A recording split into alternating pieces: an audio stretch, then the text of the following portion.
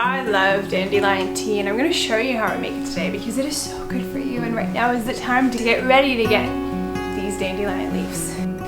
Now I love a cup of dandelion tea probably because I really love drinking tea, so I'll basically have any kind of tea, but I really love dandelion tea specifically because if I'm gonna have a cup of tea, why wouldn't I drink something that is gonna nourish my body, not just for the taste, but also something that is gonna take care of it, as we all should want to take care of our bodies. I am all for having something that is gonna provide it with nutrients, take care of the insides, and that's exactly what dandelion tea does. In this mix, I've included some dandelion leaf, some lemon balm, rose, and rooibos, which I feel gives it a really nice, round, delicious tasting tea.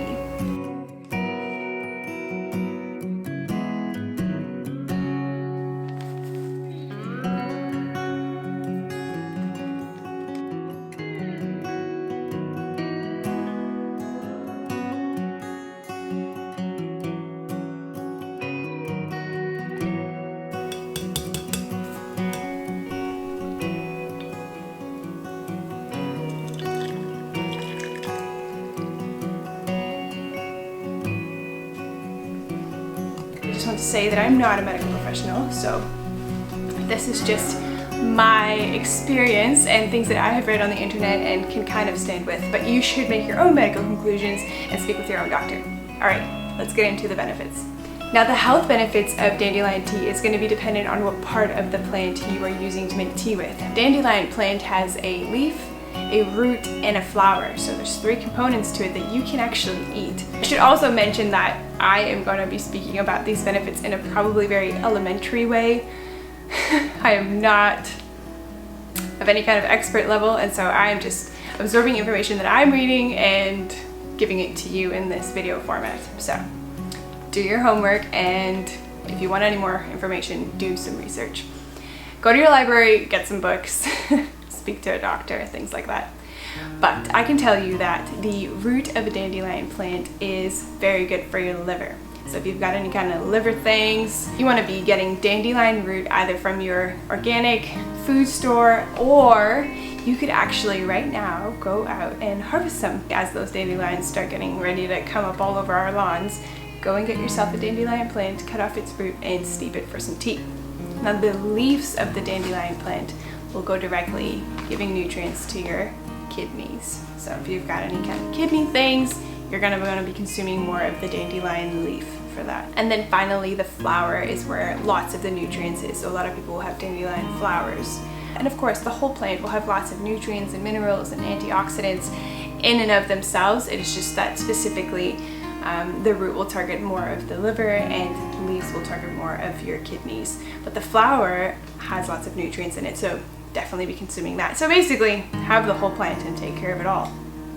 So the dandelion plant boasts of having lots of nutrients, and they are vitamin K, A, B6, calcium, iron. Guys, it is even said that if you eat these leaves, they will give you more nutrients than having spinach or broccoli.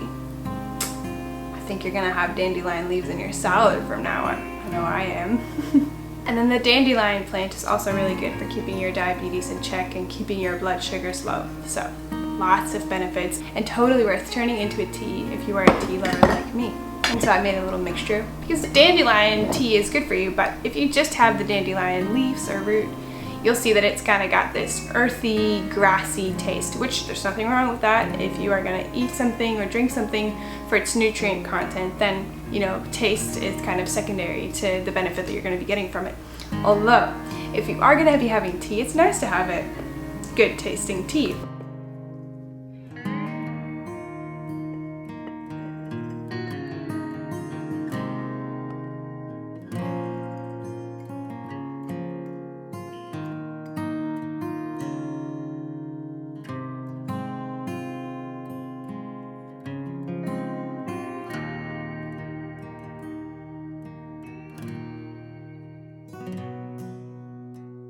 And so this little mix is going to give you a nice tea that is not only good for you, but also tastes good.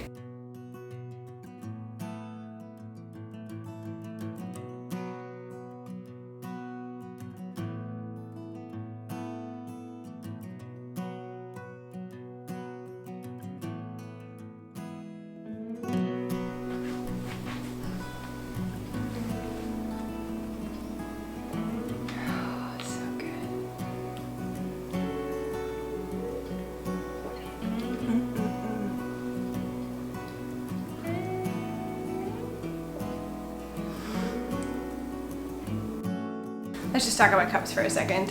Do you also have a lot of cups and just enjoy drinking out of cups? I take my cups very seriously, as well as my little one over here. I judge a cup based on a few things. First of all, of course, looks. It should look really cute. But then also, how does it feel when I hold it? Does it feel like a nice mug to hold and do stuff with? This one does. But also, how does it feel to hold the handle? You know, it's got to have a cup hold and a handle hold. And then, of course, does it keep my liquid inside?